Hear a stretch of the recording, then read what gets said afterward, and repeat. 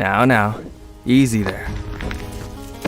I don't think it would be too wise to reach for your weapon while you have a sword pressed to your throat, pretty bird. That's it. Keep those hands where I can see them. I'd hate for things to get messy. I really prefer when these jobs go cleanly. Traveler! Traveler!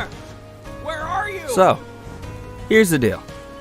You and that very valuable satchel you have on there are coming with me. I'm afraid you're not going anywhere. You were requested to be brought before the king alive, so I'd very much prefer to keep your blood unspilled. I can see you're upset, but unfortunately, this is one invitation you can't really turn down. Believe me, I've tried. You're a brave little thing, huh? Yelling like that. Too bad for you. I'm the fastest set of wings at His Majesty's disposal. Traveler! Someone's got you? Hang on! I'm coming! Whoever you are, you better put them down now! I was informed you'd be traveling with some interesting individuals. Well, can't be helped then. Time to go. Hey, watch the squirming. I doubt you want to be dropped from a height like this, little bird. Hey! Put them down right now! Bring them back!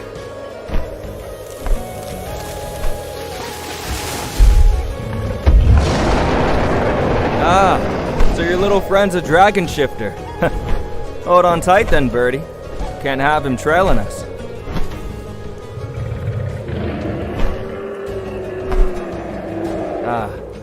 Looks like he can't quite keep up. Shame. It was a valiant effort on his part, though, trying to save you like that. Nice hit, but I've had far worse than that, so just hold on, huh? We got a lot of ground to cover, and I doubt you want to travel it dangling upside down because you couldn't behave. And just like that, you were gone. Just when I thought that horrible day couldn't get any worse, the gods decided to laugh in our faces. I flew as hard as I could, pushed myself to the very limit. My wings screamed at me as I watched you get further and further away. Even when the king's hawk had you miles above the ground, you were still fighting, screaming for me. Under the moonlight, I could see the expression on your face clear as day. How you reached out for me to save you, but there was nothing I could do, and it broke my heart. All I could do was fly as far as I could, try to keep up. To keep my eyes on that bright red dot as it vanished over the horizon with you, towards the northwest. I followed and followed, for as long as my wings had the strength to carry me. And gods, did I pray that if we continued in the direction I had seen him take you, we would find you again. Katsuki hadn't seen what had happened. While I came after you when you ran off into the night, he stayed put. In his mind, he thought you needed some space, like he did. He thought you'd come back to the camp for the night, and we'd sleep like normal and wake up and figure out with clearer heads what we should do about the gem and your situation.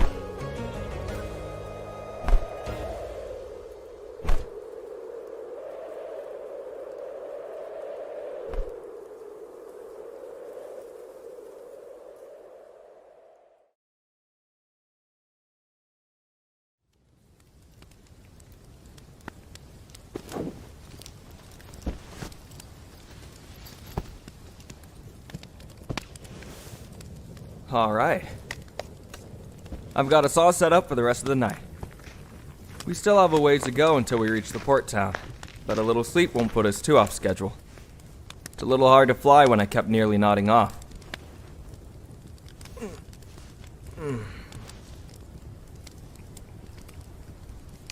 Struggling like that won't do you any good, by the way.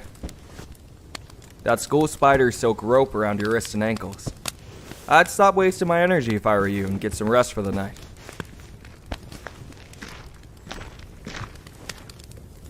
Feisty little thing, aren't you? Let's get this bag and your shorts sort off so you can sleep a bit better. Ow! Who headbutts people? That's just rude.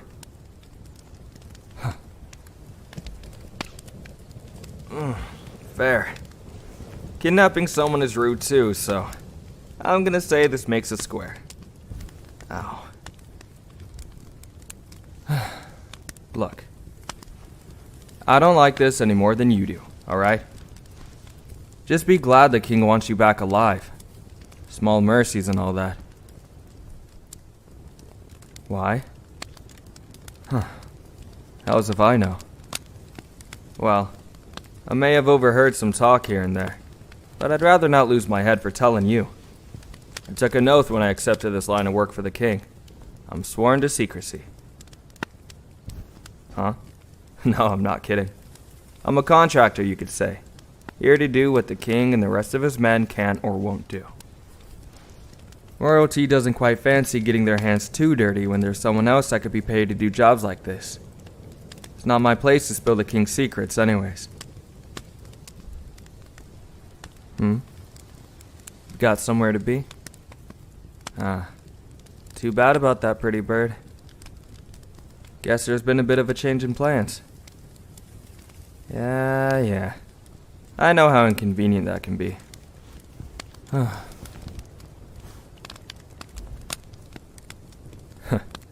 You really like to ask questions, don't you? Well, you see, it's gonna take us about a week to get to the port.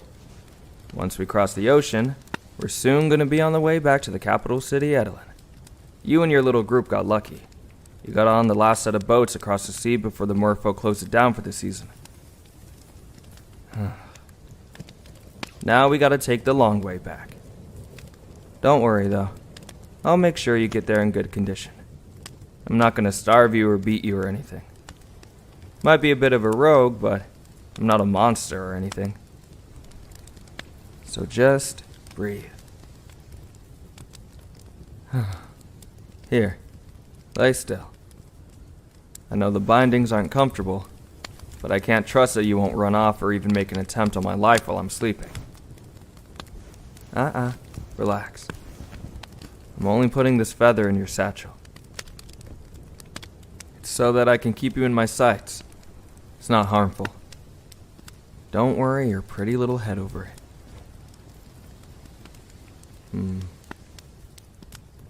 Let me pull this blanket over you. It's a bit chilly in these parts.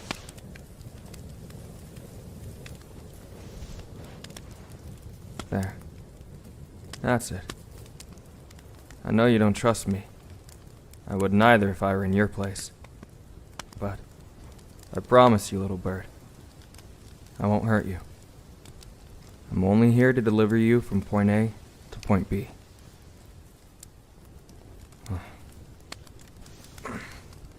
Alright. Try to get some rest now. We'll be flying for quite a while the moment the sun rises.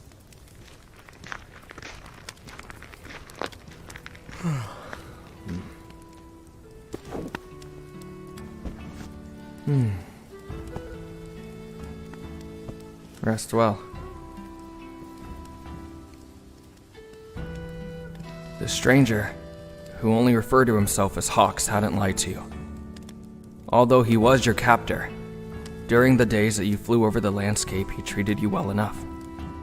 He made sure you were fed and well hydrated, and he was kind enough. But unfortunately, he had eyes as sharp as the alias he went by.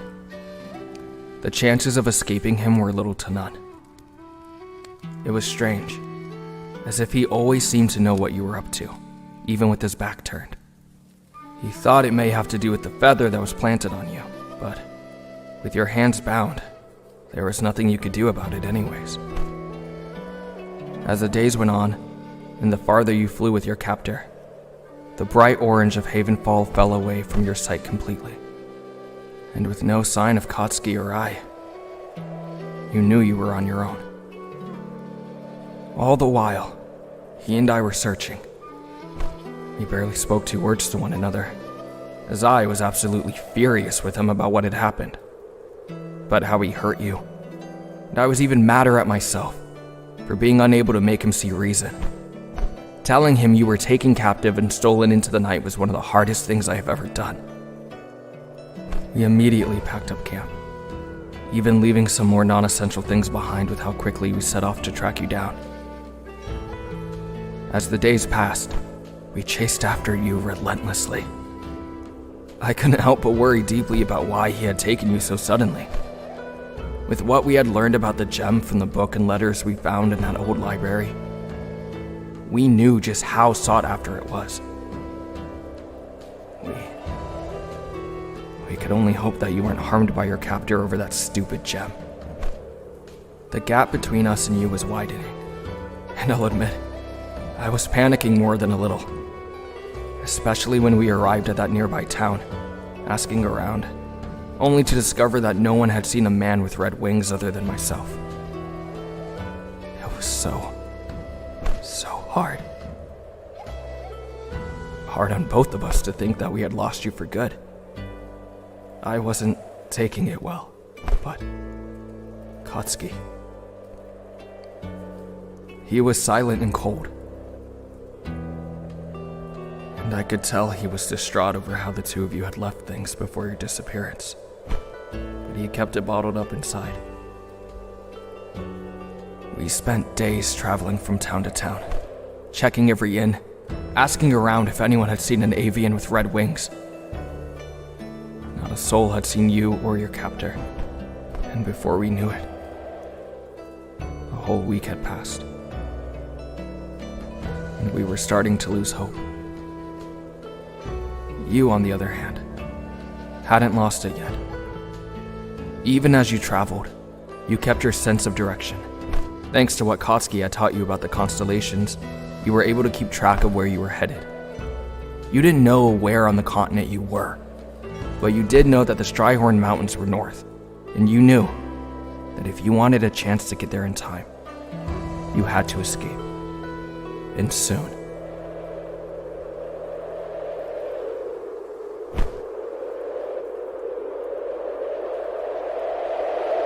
Hey, little bird. You tired today?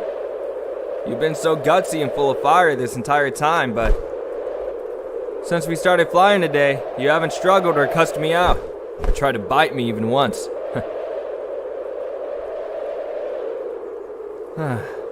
Silent treatment now, huh? Yeah. Can't blame you. Who likes being abducted? Look, while I don't know exactly the details of why I'm escorting you to the king, I do know that the gem you have on you is something that's been highly sought after. Not sure if you're aware, but Sotera has been almost unrestful as of late. Can't pinpoint exactly why or when it started, but I feel it. It's uneasy, tense. Something's brewing behind the scenes that I can't exactly piece together. Well, good news. We've arrived at the port. Made good time, too.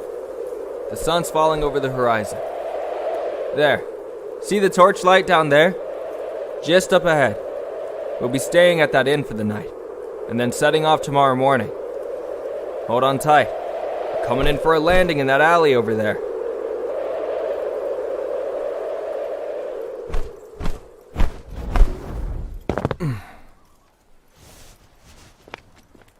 Now, little bird, stand still for me. Hold out your arms. What? This town might be known for being a bit rough, but if I just walked in with you all tied up, wouldn't make things particularly easy for either of us.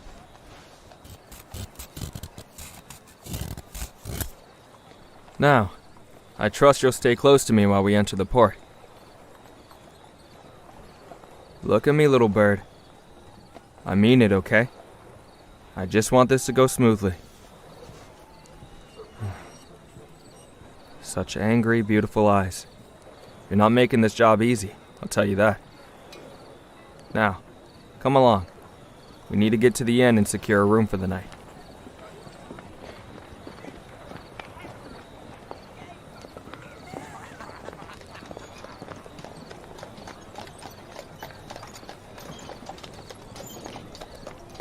Merchants and vendors are quite busy this time of year. With the merfolk running the ocean's waters this season, there's less fishing boats making trips into the sea. That means more demand for freshly caught fish from the ocean here, and even from some of the islands. Well, it matters because that means there's a lot more people, and a higher potential for danger, so stick close to me through these busy streets. And please, keep close hold on your satchel unless you want to be pickpocketed. There it is up ahead. Deep Sea Tavern and Inn. Sounds pretty lively, doesn't it? The town's drunkards can't help but to indulge, it seems. Follow my lead. I have someone inside I need to talk to briefly.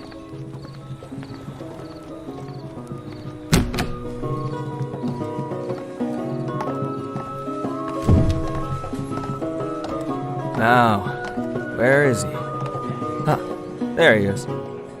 Just keep it quiet and let me do the talking, alright? This guy isn't exactly as nice as I am, so shh. Hey there. You're late, Hawks. Late? I'd beg to differ. I'm here, aren't I? You keep this up and I'll inform the king of your infractions. You got the cargo then? Right here. Unbound and able to walk freely. Can't just stroll into a town with someone all tied up now, can I? Besides, they're well behaved. They won't stray. They know they can't escape anyways. Listen, and listen well. You are to board the earliest ship departing tomorrow, the moment the sun breaks the horizon. It's called the Zenith Dawn. It's leaving from the South Dock and you cannot miss it. Do you understand? You miss that boat, and you'll need to explain yourself to the king. I'm done taking the fall for you, bird brain. Understood, good sir. The cargo that the traveler carries is precious. I do hope you understand the severity of the situation and the importance of this mission. It must be seen through. I get it. No need for a lecture. So, what's the procedure once we land and I present them to the king? You insist on prying. Did you forget your job? Nah, I'm not prying. Just want to make sure I get it right. Last thing I want is to misstep and end up with my head parted from my neck. All I know is that once you give them to the king, he'll be confiscating the cargo they're carrying. An interrogation will obviously be conducted on them. Then, they'll be handed over to the court magicians. If they fail to comply, but they're found to have no use, they'll be tortured for whatever information they may have been withholding, and executed. Right. Of course. Typical procedure. Well then, we have a long couple of weeks or so of travel ahead of us if we want to get them to the king in a timely manner, so we'll be off for now. Don't be late, Hawks. Your excuses will only take you so far. And if you're unlucky, they'll take you right to the executioner's block. Right. You have my word. We'll be more than on time.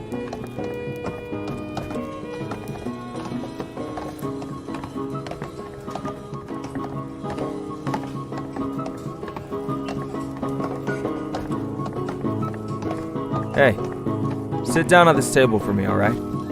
I'll only be a moment.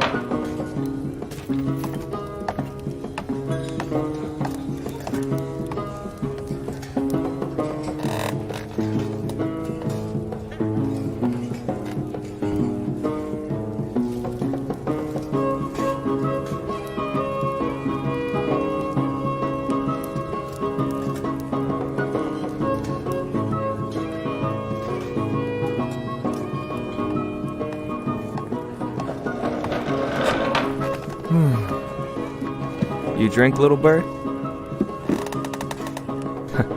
Well, thought maybe you could use one after all this traveling. And well, hearing that.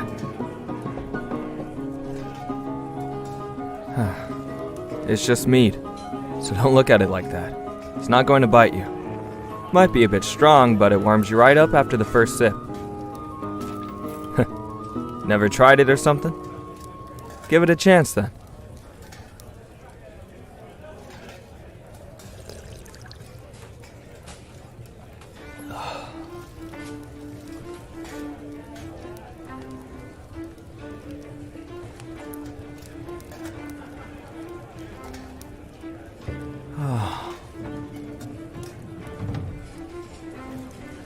Gotta say, that wasn't what I was expecting to hear. Despite how that sounded, he's not so bad. The king, I mean.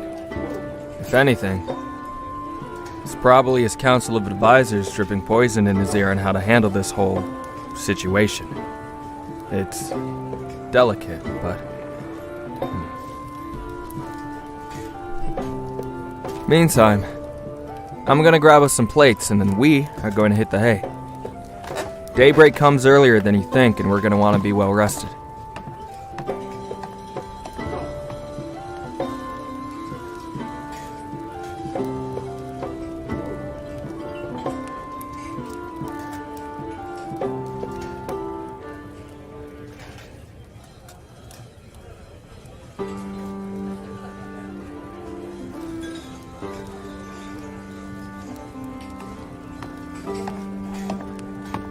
Here we go.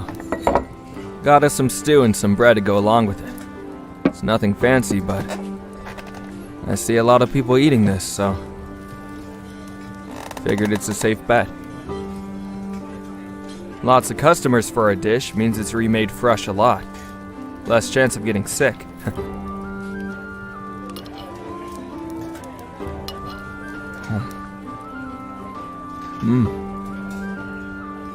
Pretty good. Especially after a whole day of flying.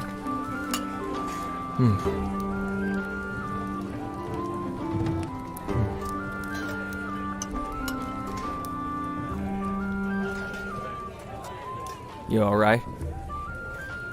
You look like you're about to cry. Still? Reminds you of someone? Oh, the crimson. I'm sorry, little bird. I really am. I promise, things will look better in the morning. But trust me when I say, you're going to need all the energy you can get. Voyages can be long, you know. So come on, eat up.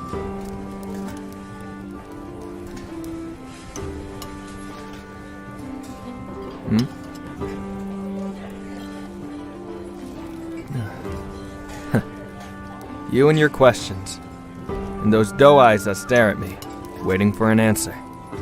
How could I deny you when you look at me like that?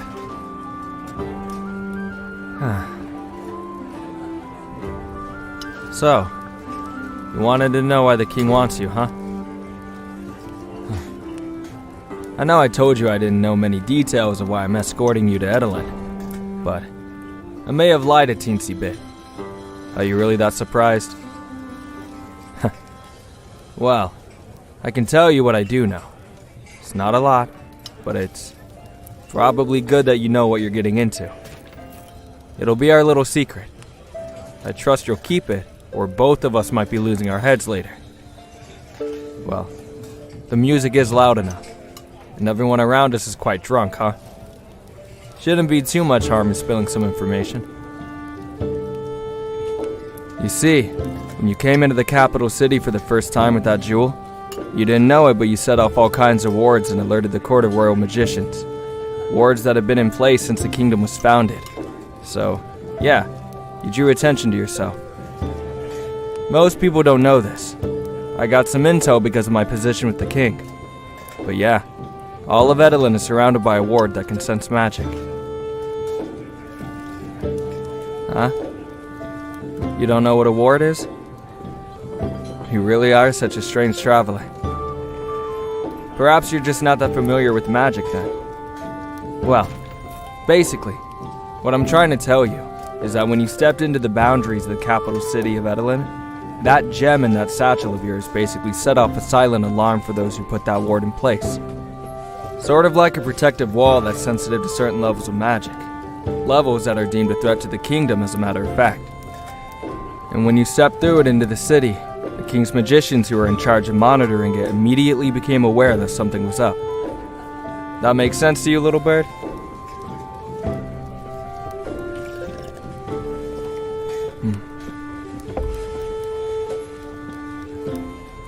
There's like an old prophecy about that gem you carry, about its powers. Our beloved king wants to take it for himself, keep it out of the wrong hands and all that. Use it to keep people in line. Make sure no one gets any bright ideas of kicking him off the throne, you know? Kinda rubs my feathers the wrong way, I'll be honest.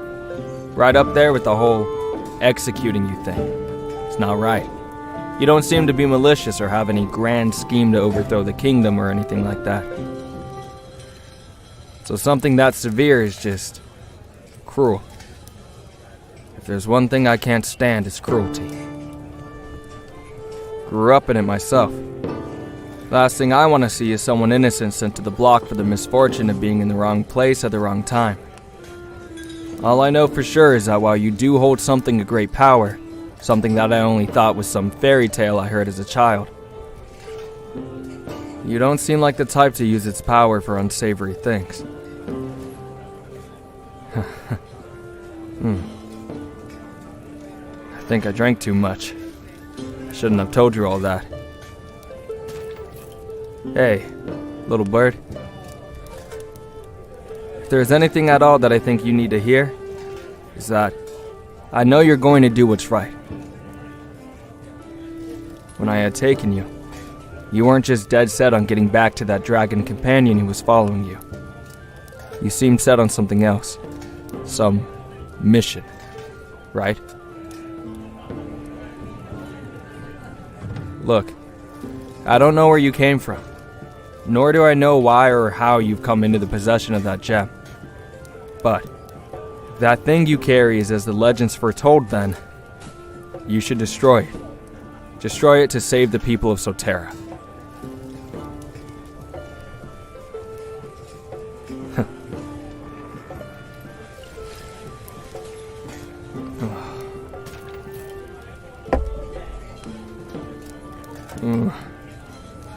Room spinning a little. This tavern sure does give you pretty big tankards of this stuff. Guess I got a bit carried away and drank myself a bit stupid. How about we go rest for the night then? Both of us have a long day ahead of us tomorrow. Come on now, little bird. Let's go.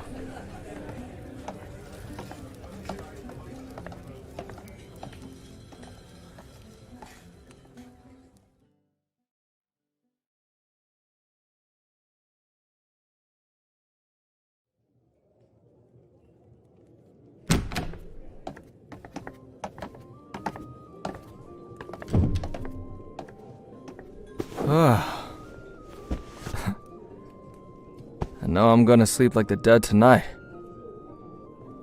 Hey, come here a moment for me. Let me see your satchel.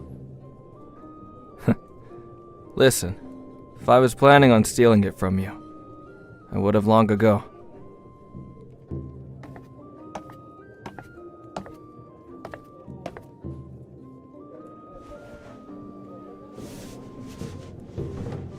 I'll be taking this feather back. Why? Well, I don't think I have a use for it anymore. Was using it to track you. Keep an eye on you because you're such a flighty little thing. But who am I to keep you caged like this, little bird? You have somewhere you need to be, don't you? Huh? What about me? Don't you worry your pretty little head about that. I'll be fine. No harm in finally breaking my chains, so to say. Spreading my wings. Perhaps it's best for the both of us to fly free. What say you?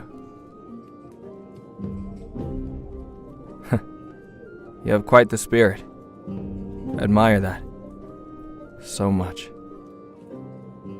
Now, listen to me carefully. I drank a bit too much mead, so I'm going to fall asleep here in a moment. Be a shame if that prisoner took some of my supplies.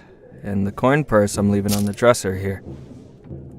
Headed off to the Adventurers Guild in town to stock up on some supplies for an adventure of their own. Look for the blue roof, okay? It's the only one. Don't worry about it being closed. They stay open all day and all night.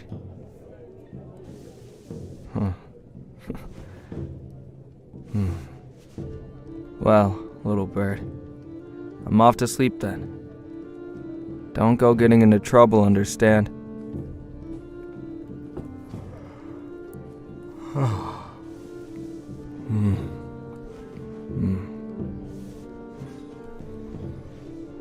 And just like that, he was out. Well, at least he appeared to be.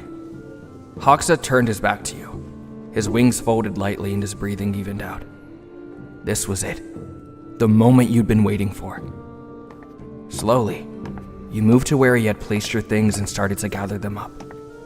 Wincing when your short sword hit the floor, but there was no movement from him. Instead, an exaggerated and very obviously fake snore.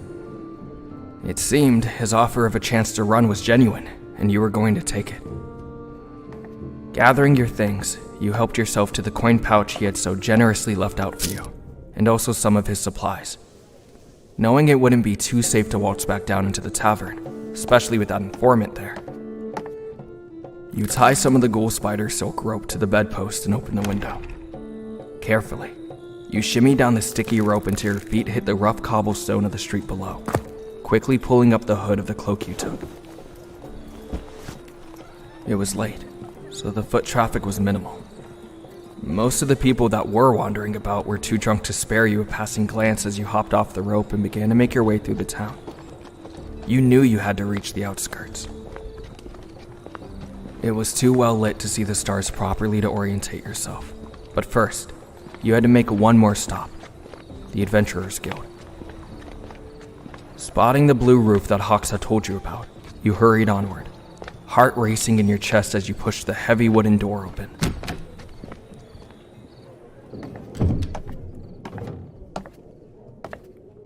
Good evening. Welcome to the Costin Adventurers Guild. How may I be of service? Oh, yes.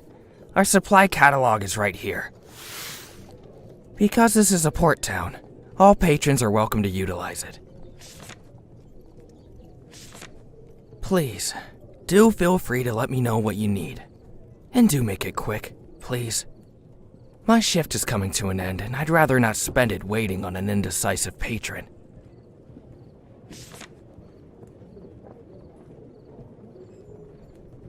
I can't help but to notice, you have quite the powerful aura, young traveler. Do you normally carry heavily enchanted items? Or perhaps, is this some sort of special occasion? Oh, you have no idea. I'm sure you'd be well aware if you were carrying something with that much power. I know I would. I'm practically suffocating in whatever magic is emanating off of you. Quite odd that you don't know. Your satchel. It seems to be emanating from there. Huh? Oh, right. So you've chosen what supplies you're after then. Carved wooden bow, with how many? 40 arrows. Suppose that's a smart choice, seeing as you only have a measly short sword on you. What else? A flint and tinder, 2 herbal elixirs, 1 pack of travel rations, a water skin, a small bedroll, and a compass. That's all then? Fine. I'll be back. You better have the coin for these things. At the time, you thought of the Adventurers Guild vendor to be a bit rude, but you didn't think much on it. You figured there were people who were rude back in your world, so of course there'd be people like that here. If there are humans, there are always bound to be ones who aren't very kind to others. Okay, I've put it all into a travel pack for you to wear. I don't suppose you want to lug all of these items around in your arms. Unfortunately, the bag isn't free, but I'll give you a discount on it since you didn't ask for it. Now, that'll be 7 gold. Pleasure doing business with you, strange traveler. Before you head off, out of curiosity, you're traveling alone, aren't you? I see. Would have assumed someone such as yourself wouldn't be stupid enough to set out into these parts alone. May I ask which way you're headed? So secretive. That's fine. It's not as if I have a knife to your throat. Safe travels, then. Farewell.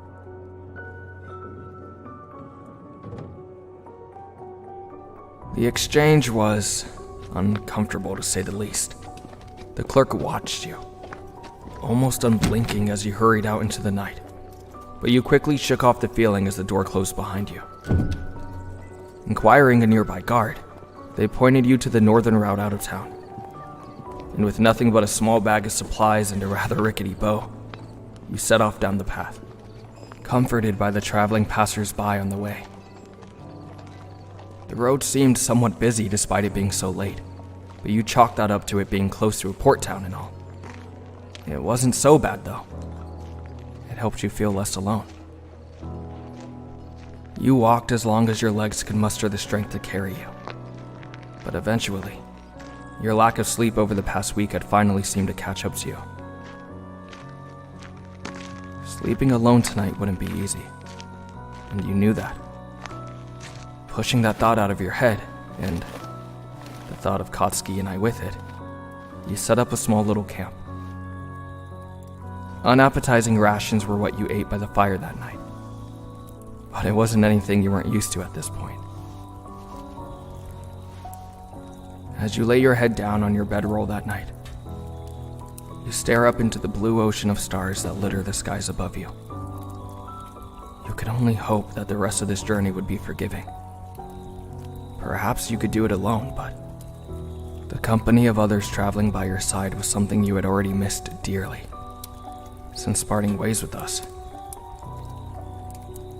Slowly, your hand moves up to the necklace that still hung around your neck, your fingers gently clasping around it. There was no sugarcoating it. You missed us dearly, even if you were still angry at Katsuki. And we missed you too. As your tired eyes began drooping under the weight of your exhaustion, you wonder. You wonder if we were staring up at those same stars above that night.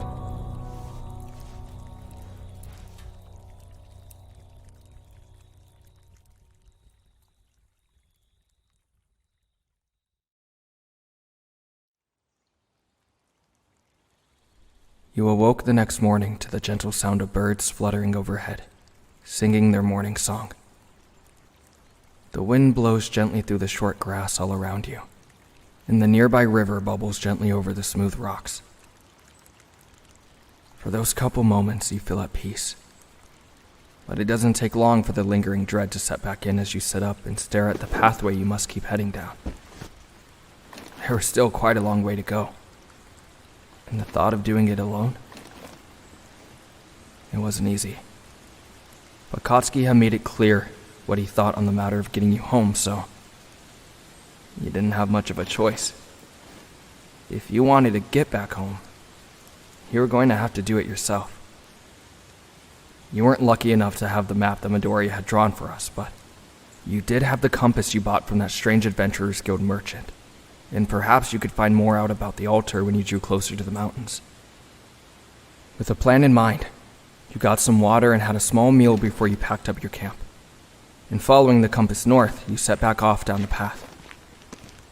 You walk alongside fields of lush green grass, smiling softly at the occasional traveler that passes you by. Some with horses, some on foot, some pulling big wagons of supplies, and one in particular was driven by a man with large dog ears on his head, a fluffy tail wagging behind him.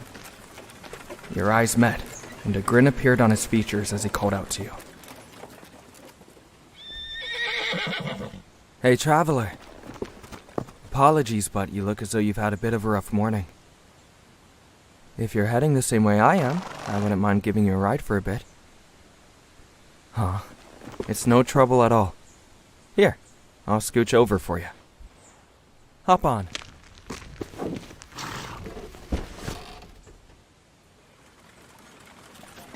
So, where you headed off to? Just the next town up ahead? That's perfect then, because that's where I'm stopping. Just let your feet relax for a bit. You're looking a little weary. I'll get you there. Normally, you wouldn't trust strangers, but your feet were so sore. Your legs just as much so from the hours of walking nonstop. Plus, it was an open wagon.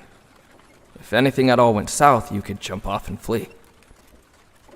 The man kept his word though, and after about an hour or two, he drops you off in a small village. Before parting ways with the friendly beast man, he gives you 2 loaves of bread, neatly wrapped in silky cloth. You thank him for the generous offer, before seeking the village's inn to rest your head for the night. Thankfully, the stay at the inn was very cheap, and you could afford it with what coin you had left from hawks. The next morning, you didn't waste much time before you found yourself back on the road. Following the path and your compass, you trekked onward. On your way, you put the knowledge you gained from us to work. You hunted some star rabbits and foraged for wild food, just like I taught you to pad out your supplies. And you even foraged some herbs for medicine. If anything, you could sell them when you reached the next town from here, for some extra gold. This journey was going to be long, and you knew you needed all the coin you could get. The days went on like this, your compass leading you further inland, northeast. And after about 5 days, you felt you had made some good progress on your own. Things were going smoother than you thought. At least, so far. In the morning, as you packed your camp and continued onwards, the air felt different as you traveled. It was growing warmer, more humid, and you were unsure where it was coming from. After a couple hours of walking, the path seems to continue on into a large forest. You stop just outside of it, your eyes flitting over to land on a wooden sign that sat in the ground, overgrown by strange-looking green vines. Etched into the sign read, Karsuva Forest. Travel at your own risk. Avoid the lake. Putting the unease those words gave you aside, you continue on into the forest. This place was between you and your way home, so there was nothing to do but push through. It wasn't clear what kind of dangers may lie ahead inside the lush green forest, but at the very least, you knew how to use a bow and your sword. As you walk, you take notice that the further you make your way in, the more dense the forest became. It was jungle-like in nature, vines wrapping around the thick, tall trees. Flowers and fauna that was unlike anything from your world as far as the eye could see, full of bright colors and rich, heady smells of nectar. At the very least, it was daylight, and visibility was good. You could only hope that if any creature who may want to attack, you'd see it coming. Your tired legs take you far through the seemingly never-ending jungle, the strange birds above singing and filling the forest with noise. You didn't mind it, though. It almost seemed soothing. The sounds were all the same, and that was for the better. Until suddenly, you hear a strange bellowing from some unknown creature.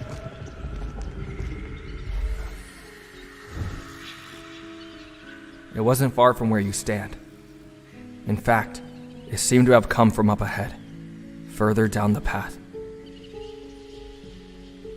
With a heavy swallow, you keep pushing forward, hoping that whatever made that sound wouldn't see you. It wasn't until a couple moments later you hear a familiar sound. No, a familiar voice. And a loud explosion that shakes the earth beneath your boots.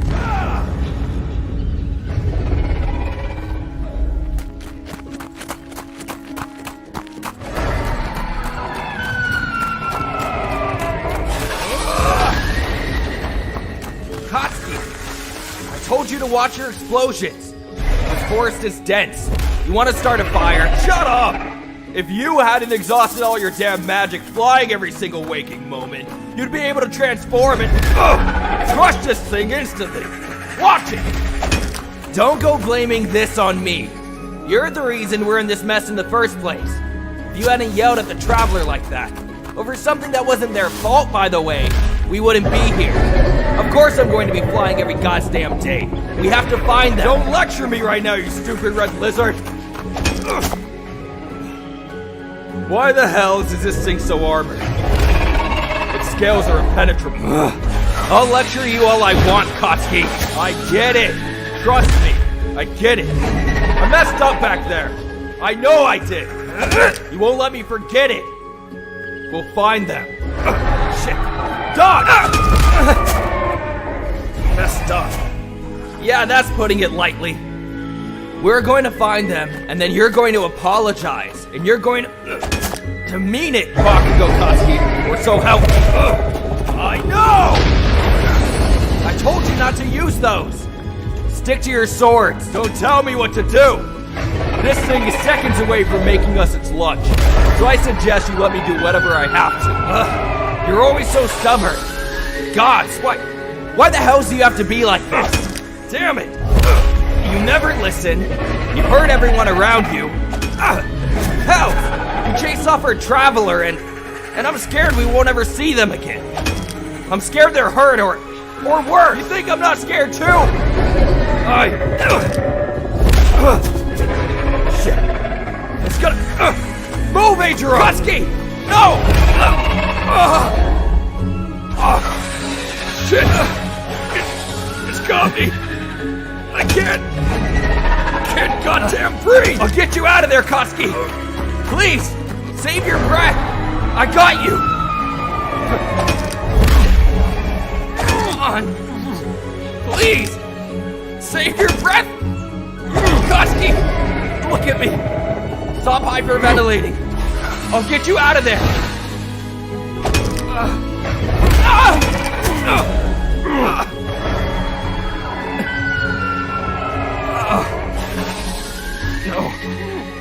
No, I can't lose you too.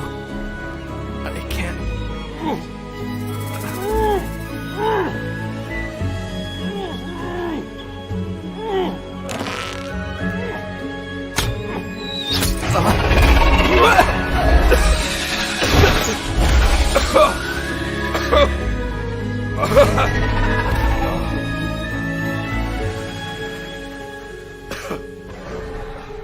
Where did that arrow come from?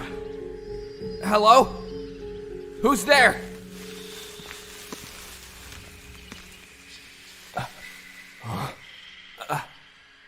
Traveler.